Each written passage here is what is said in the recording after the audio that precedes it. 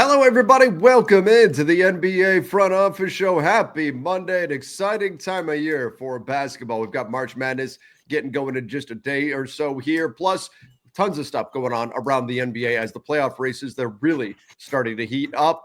I'm Trevor Lane, joined by Keith Smith. Make sure you guys do subscribe to the YouTube channel. Don't forget to turn on those notifications as well and give us that 5-star rating and review over on Apple Podcasts. Keith, how you doing, man? New week and a big week for basketball. Yeah, it is. This is a great week. We get the first 4 games starting up on Tuesday and Wednesday, and then the real deal for the tournament in bulk starts on Thursday and Friday. 2 of the more fun days of the year, even if you're not a big college basketball fan. I don't know anybody who doesn't love hanging out and watching the tournament and having some fun. And, everybody ends up rooting for upsets unless it's against your particular school, or if you have a bracket on the line or something. And more about our little bracket challenge we've got going on a little bit later in the show. We'll talk about that. We don't forget about the NBA, right? This is as excited as we get for the tournament. There's still quite a bit going on in the NBA. And you said it, man. We are down to less than a month to go in the season. Which is crazy. We are cranking right along. And I think what happens regularly with people is they get caught up in the tournament and then they look up and they're, wait, the NBA regular season's over? What are the playoffs? So by this time a month from now, we'll be deep into the play-in tournament and approaching the playoffs themselves. So we're almost there.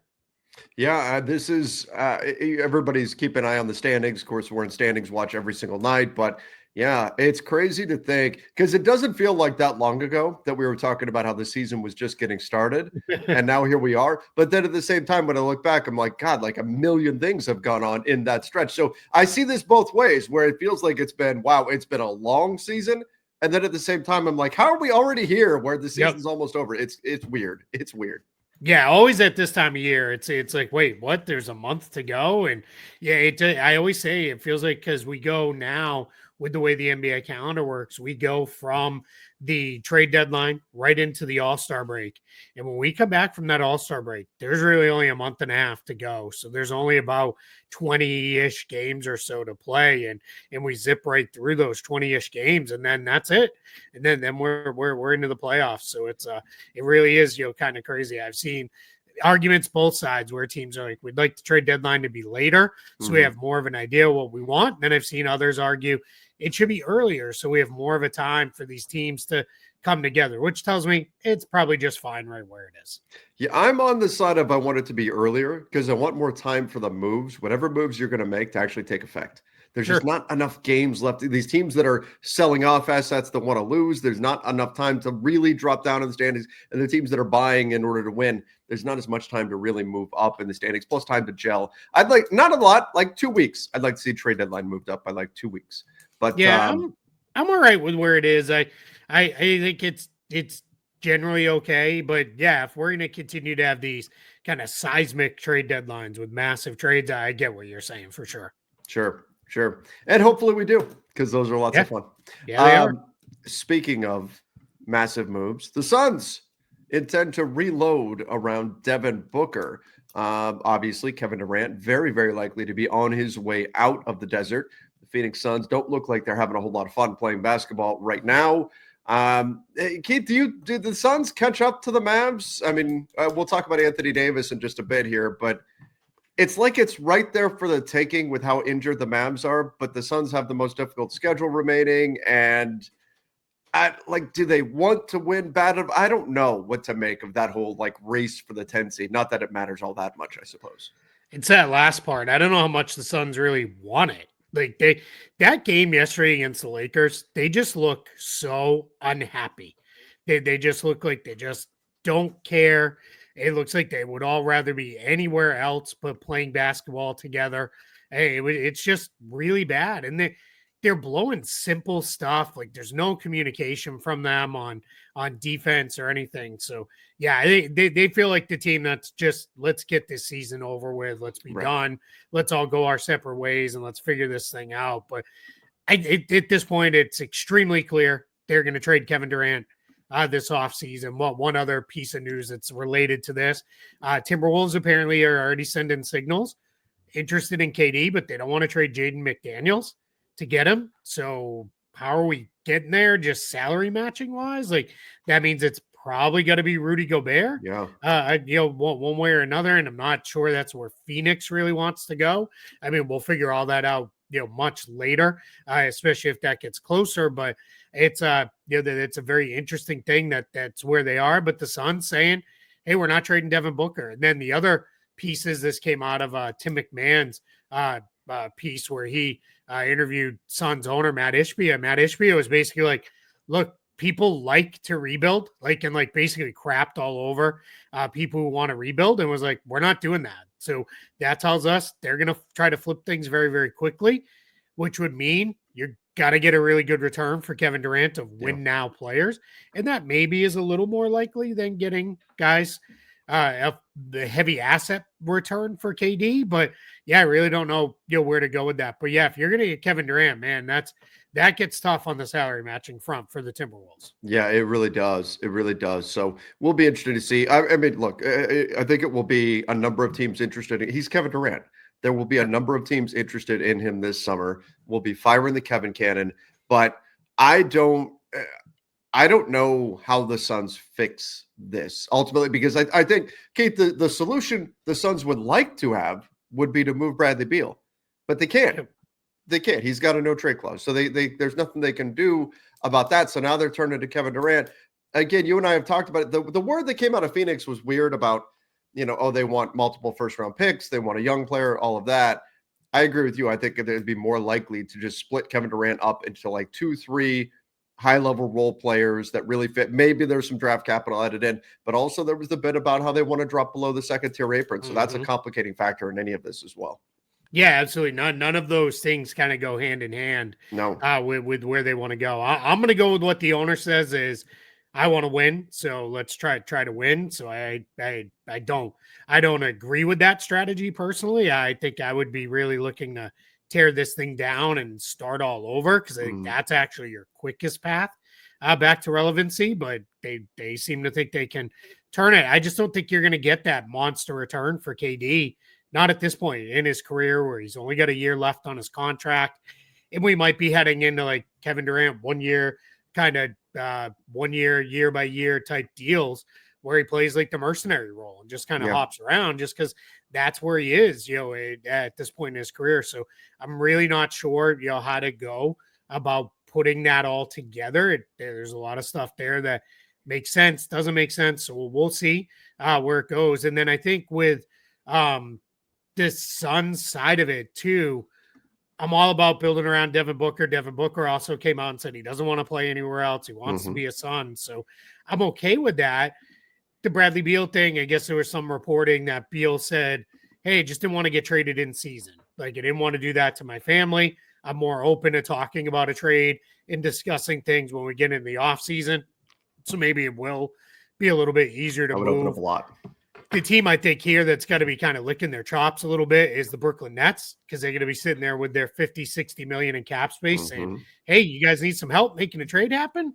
We're happy to jump in and, do what we can, because that, I guess we can move into that as our next topic if you want. The Nets and the Houston Rockets, who are invested in the downfall of the Phoenix Suns. They're saying, burn, baby, burn. But yeah, the Nets will be looking to use their cap space to add assets. This is exactly what the Nets should be doing. But Keith, you and I have talked a lot. So we're talking about use cap space to pick up assets. That would mean absorbing contracts in a trade, being a third team, a fourth team, whatever in a trade, taking on bad money that another team doesn't want, and then saying, hey, but you're going to pay us with X amount of draft capital or young players, something like that, which is a great approach, I think, for the Nets. But we've also talked about the Nets being an agitator on the market, and we've seen them do this in the past, where they run around to restricted free agents, give them big offers, give them cumbersome offers with all kinds of different, hurdles in them, and then get the incumbent team to match. So they just kind of play spoiler around the NBA and all these restricted free agent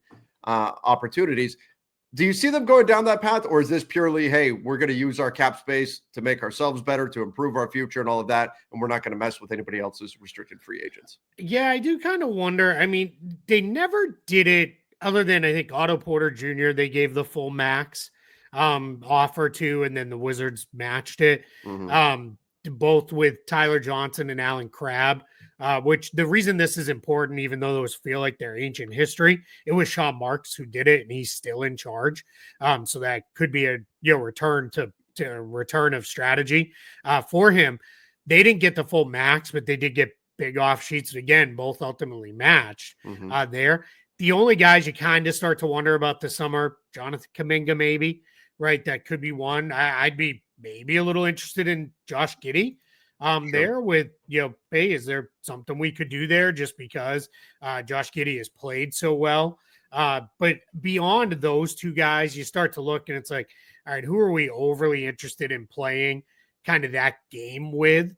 And that I think is a little bit more of the challenge. Like I like Santi Aldama a lot, but are you going to tie up enough cap space in an offer for him that's going to make the Grizzlies sweat? It's probably really Kuminga, Giddey, and that's probably about it. So I kind of think they'll avoid that. I think we're going to hear. It's important to remember under the new rules, as soon as your team season is over. Well, let me rephrase. As long as your team season is over, when we get to a day out from the NBA Finals, which then I guess everybody's season is over, but that's weird wording the way that is in the CBA, and that's why I'm tripping up on it too. What's the wording? It's when your season is over, and we're also a day out from the finals, which then everybody's season is over.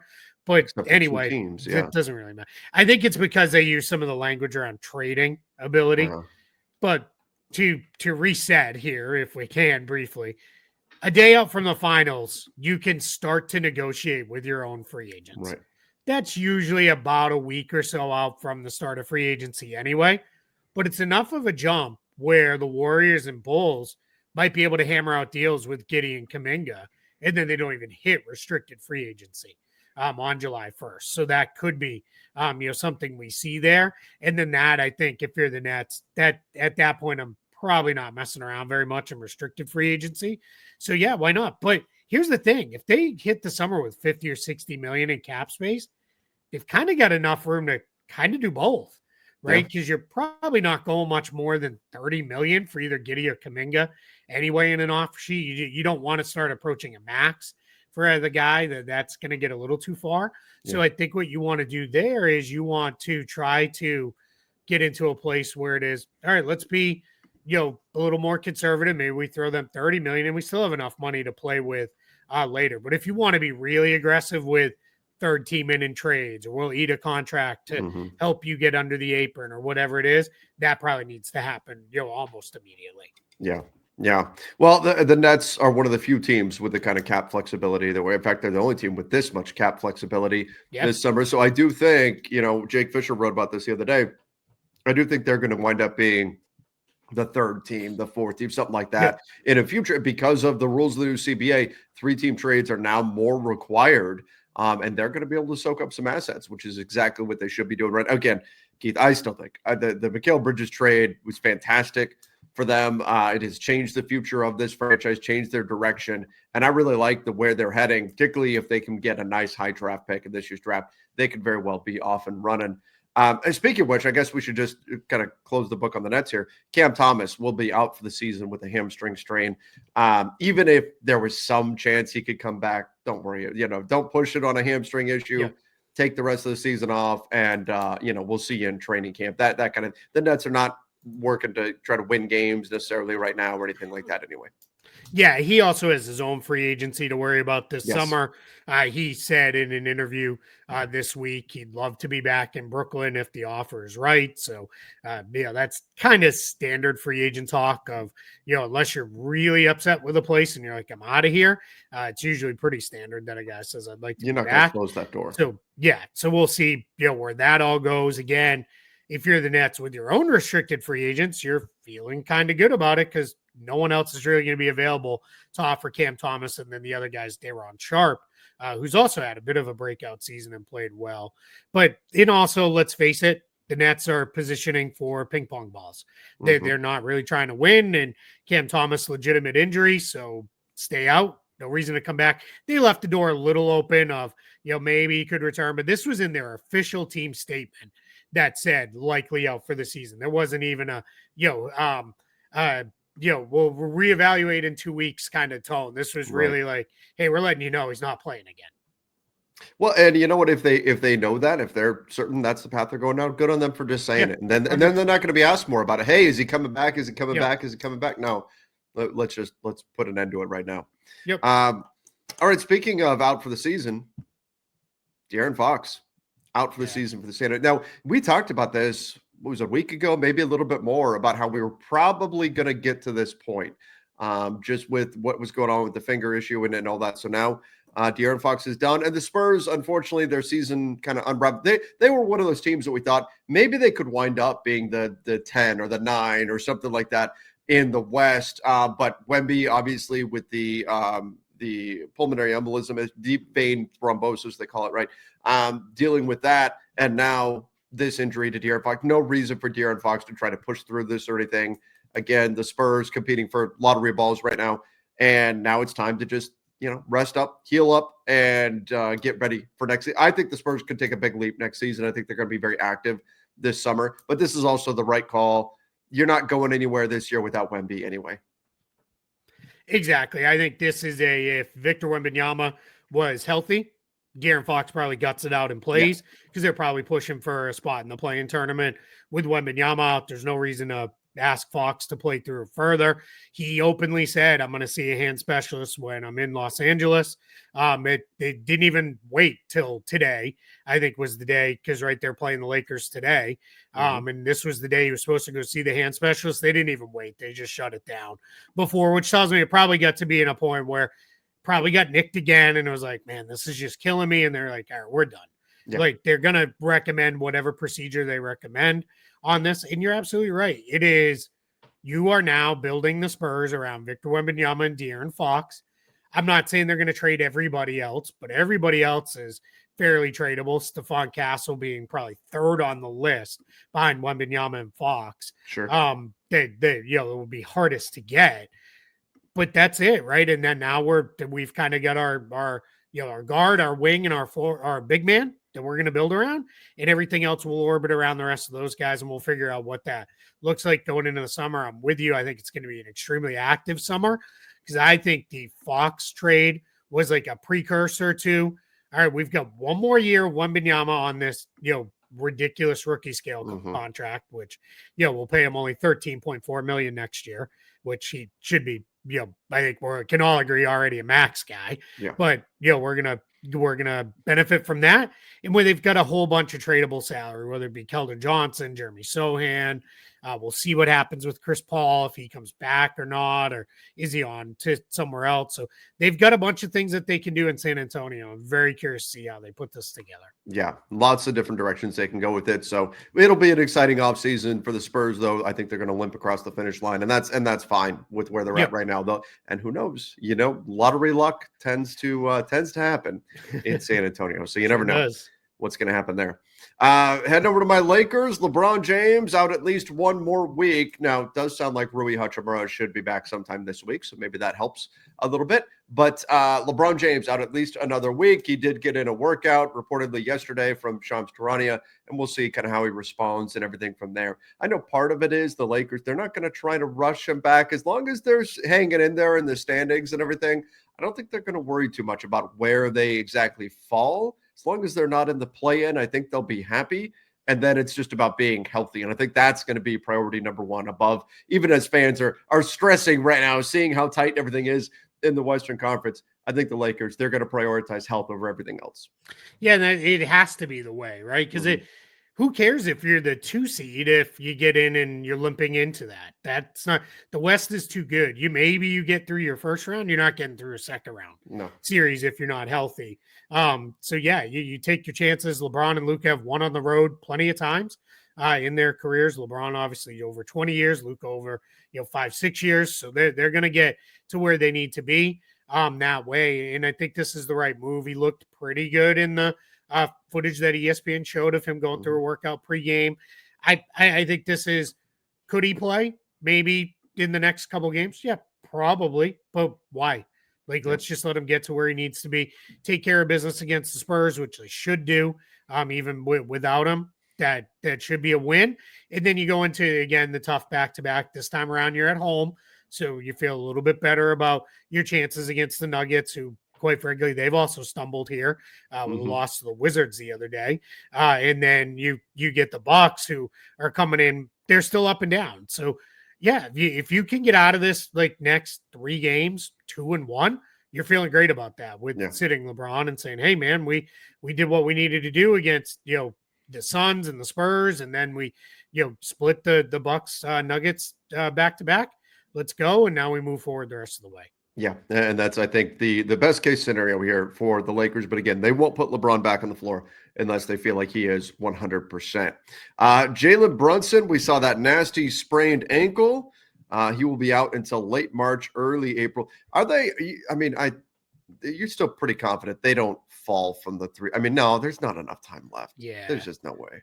Yeah, they're 5 up on the Bucks. The Bucks have not capitalized enough. So the Knicks are 5-5 in their last 10 games. The Bucks needed to be like 8-2 and make up and be within 2-3 games.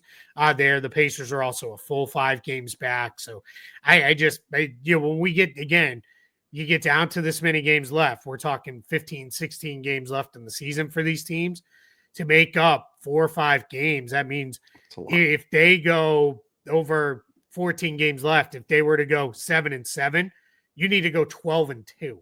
And that's, that's talking winning at, Cavs, Thunder pace. So it's not going to happen. They're not going to make up that kind of ground. So I think if you're the Knicks, you're feeling we're locked into the 3 seed. We're not catching Boston. We're not going to get caught from behind. Let's get guys healthy. Let's get guys ready to go. And let's, get into the playoffs and feel like, all right, we're going to have a tough first round series, probably with the Pistons. It looks like, I mean, they're hanging in frisky with the Bucks and Pacers. So you're going to have a challenge in the first round. And then, if we get through that, we're probably going up against Boston in the second round. And let's see what that looks like. I would, and in that would be a really interesting series. Like I would strongly pick the Knicks to win the series, but I could also see the Pistons giving them a real fight. Sure. I don't think this is the steamroller. This is going to be a sweep or whatever. Like Detroit is a pretty feisty team. That could be like a sneaky fun series, I think. Yeah, I think the 1-8 and 2-7 matchups in the East are just going to be Cavs and Celtics rolling through whoever it is. But yeah, I think the Knicks is going to be a battle. I think whatever the 4-5 is right now looks like Bucks Pacers. Yeah. I think that'll be a fun battle too. I think that's where it's gonna be interesting. And if that only makes it harder, right? Because if the Cavs and Celtics roll through their first round, they're gonna be sitting home, feet up, resting up, getting healthy, and then you're gonna have to work to get there. Like that's just gonna make it more of a challenge. But shout out to the Magic. It wasn't on the show list, but ended the Cavs 16-game win streak. Yeah. Yesterday with a really. It's funny. I said for the Magic, this is a huge and necessary win just to feel good again, feel good about getting a win over a really good team. They did it by outshooting Cleveland, which is, that's bonkers. That's how it happened. And in a game where Banchero and Wagner didn't even play particularly well as far as shooting the ball. And then on the flip side, if I'm the Cavs, I'm like, oh, well, we're going to lose eventually. Yeah. Like, who cares? Like, we've built this giant lead in the conference and it doesn't really matter. So we move on and, again, focus. In some ways, I think it could even be good for Cleveland because let's say that win streak kept going and stretched to like 20 games. You start to feel a little bit of a pressure to be like, hey, let's not sit guys. Let's play guys. Keep the streak going. Now it's like, all right, the streak's over. If Donovan Mitchell needs a game or two. Now they have been spotting guys throughout the win streak. Don't get me wrong. Right. But now you can really feel pretty good about it if you need to. Yeah, you could really start to take your foot off the gas pedal and rest some guys here because a 7.5 game lead right now, you don't have to really worry about getting caught there or anything like that. You're fine. So you can start strategically resting guys. All you want to do now is just maintain rhythm. Just be in rhythm. Come playoff time. That's all you're looking to do from here on out. And if you win a few, you lose a few, it doesn't really matter. What matters is the team reaching their peak level of play come playoff time. That's it. Exactly. Right. And it's not on the topic, but the Thunder in the exact same spot. Yes. No reason there. Now the Thunder got themselves in maybe a little bit of trouble. The NBA is looking at them, but that's because they sat their entire starting 5 in a game. Oddly, a game that they won anyway. Despite sitting their entire starting 5, you can't be quite that brazen about it. Right. It's more going to be two at a time kind of type deal there. But yeah, but they're in the exact same spot. I mean, even better. There are 13 games. Like I think they said they can clinch the division, and we're right on verge of them being able to clinch the entire conference. Yeah. Here. So that'll be coming up very, very soon for Oklahoma City. Yeah, they're set in the West right now. Now looking down at that, we talked a little bit about the 10-11 matchup. Anthony Davis and Jaden Hardy, both important. Keith, important first of all, before we talk about AD and Jaden Hardy, just that the Mavs have players, whether it's AD or somebody else coming back, is important because they were on the verge of actually running out of players and would not be in compliance with league rules once their guys on two-way contracts run out of eligibility. So this is important, not just talking about Anthony Davis's status with the team, Jaden Hardy, all that kind of stuff, but just to have a couple of players to put into a game is important simply to be able to reach the league minimum, which is insane. Yeah, and what that is, just in case anybody's wondering, is you have to be able to suit up at least 8 guys. Where this would have got to, because a lot of people were like, the Mavs may need to forfeit games. It was never going to get to that point, barring a bunch more injuries. But what would happen is they would put a bunch of guys who are injured and can't play in uniform, put them on the bench, and as long as they could play 5 guys, they would play 5 guys and figure it out. They did get PJ Washington back. That's huge. But Kessler Edwards, I think he's down to like 2 games left in the NBA. Mm-hmm. Brandon Williams, one of their guards, he's down to, I think it's 5 games left now. So they're in a really tough spot. So and everybody's like, well, you just, sign a new 2-way guy. Can't. We're past the deadline on that. Yep. Okay, we'll sign a guy to a 10-day. Can't. They don't have enough room under the hard first apron hard cap. So they were really up against it. So getting Davis back, getting Hardy back, like you said, just huge. And we've talked about it. We both said probably wouldn't even play AD. Probably would just say, forget it. But he says he wants to play, and he says he's going to play. So if he really wants to play and he is cleared and 100% healthy, I guess let him out there and see what it looks like. Let him go play. But I would be very, very cautious with that. Yeah. I see him wince. Like, you're done. You're done. You're sitting down. I'm not playing you another minute. I would be so careful with it. I mean, obviously, no back-to-backs. I wouldn't be playing in major minutes because who cares right now? You're the best case, you finish as the 10 seed right now, right? And I'm talking about if you're trying to win games. Best case, you finish as the 10 seed. I guess technically you could catch Sacramento, but I mean, it would take a hellacious run to do it. Sacramento has fallen to pieces. They've lost their last 4, but still, it would take a crazy run to do it. But most likely, you're going to finish as the 10 seed. You're probably not getting out of the 10 seed. You're probably not getting through game 1 of the play-in. Maybe you do, and if that's the case, you're probably not beating the Clippers or the Wolves, not with how injured the Mavs are. And even if you do, let's say you do somehow survive that, great. You get a 4-game sweep at the hands of the Thunder in round 1. So there's not a lot of incentive for the Mavs to go try to win a bunch of games right now. They just have to kind of let the chips fall where they may. And for me, the worst thing the Mavs could do would be to throw AD out there, play him a bunch of minutes, play him a bunch of games. He suffers another injury, and now his offseason stuff gets pushed back. His summer work gets pushed back because you've got an injury that now his recovery bleeds into the summertime. That is the true nightmare scenario that you don't want to be dealing with if you're Dallas. So I get wanting him in rhythm. I get wanting him to maybe, get a few games under his belt before heading off for the off season. But man, I would be very, very careful with Anthony Davis if I'm the Dallas Mavericks. And like you said, Keith, he winces once, obviously. Right? Yep, I mean, it's what you have to do.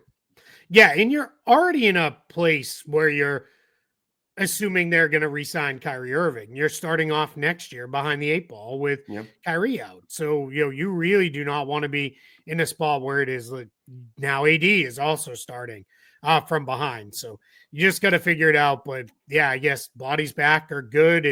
It's good at news, at least that both Davis and Hardy are feeling good enough to go. And what this was, G League assignment, NBA teams use these like rehab assignments in baseball. They go down, they practice with the G League team, they get in a 5-on-5 run, and then they get back because NBA teams in season, especially this late in season, they're not doing 5-on-5 scrimmage work like that. Especially they might be doing walkthrough type stuff. They are not going hard. No. at this point in the year. Just too many guys banged up, especially the Mavericks. Or not, they don't have enough guys to do a 5-on-5 scrimmage. So you're going to ask Davis and Hardy to go down, spend the day with the G League, the Mavs. It's already been reported. They've already recalled the two of them. So that's just a transactional thing. They can't practice unless they're on assignment. So you send them down, they practice, they recall them, and then we'll see if they get back on the floor in the next game or two. Yeah. All right, Keith, let's talk a little bit about the tournament bracket challenge. Let's do that. Yeah. So we've done this the last couple of years, where we've done our own NCAA bracket group. You can find it. I tweeted it out last night. I also shared it over on Blue Sky if you're over there. Instead, we can put the link to the group in the description of the show as well. But it's our front office fans group. The winner, we will invite you to come on the show if you want. You need to have a way to record to be on with us, but we'll invite you to come on. You got to keep it clean and all that. But I've already had a couple Cavs folks check in and say, I'm going to come on and talk all about the Cavs and how they're going to win the title. Great. We'll have you come on the show for a segment. Or if you feel like I don't really want to do the show or whatever reason, you can send in a comment or questions or whatever it is, and we'll go through those on one of our Friday live shows. So because of that, make sure you name your bracket entry with your actual name so we know how to find you.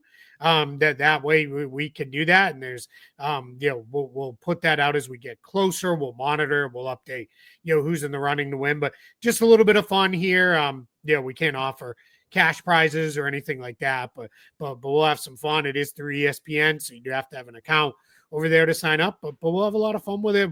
There are already quite a few entries already loaded in. Yeah, there's quite a few there already. So we'll have some fun with that over the next few weeks as the tournament plays out, and we'll kind of go from there.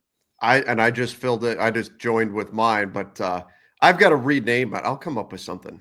Come up with some kind of a name. Mine's very cleverly. Yours is very clever. Yours is your name. And if Trevor or I win, we go down to the next person on the list, and that's how it would go. We surely get our say in here, but brackets are out there. I'll say about the NCAA tournament, as I do every year, it's the pinned message on both Blue Sky and X on my profile. I have my NBA fans viewing guide to the NCAA tournament. That is up. It's a Google Doc, and it just lists all of the potential draft prospects that are playing in the tournament, who they're playing, what time they're playing, what channel they're on, what day they play, all that stuff. So if you're like, I like the tournament and all, but I really want to watch, I want to check out this kid VJ Edgecombe from Baylor. When is he playing? It's on there. You can go, you can find the game, pull it up, and see where he is. So it's all out there, listed for everybody if you want to check all that out. And how I determine who gets on that list, pretty easy. It's, did they appear in a top 100 list somewhere at some point of reputable rankers who do that for the draft? So generally ESPN, The Athletic, a couple other places, and Trevor just pulled it up. So if you're watching on YouTube, you can see the sheet, and this is what it looks like. So it's just a bunch of player names, and then their information. I also included their jersey number, so that way if you're trying to identify them very quickly, oh hey, what number does this kid wear? You can pull that up right away.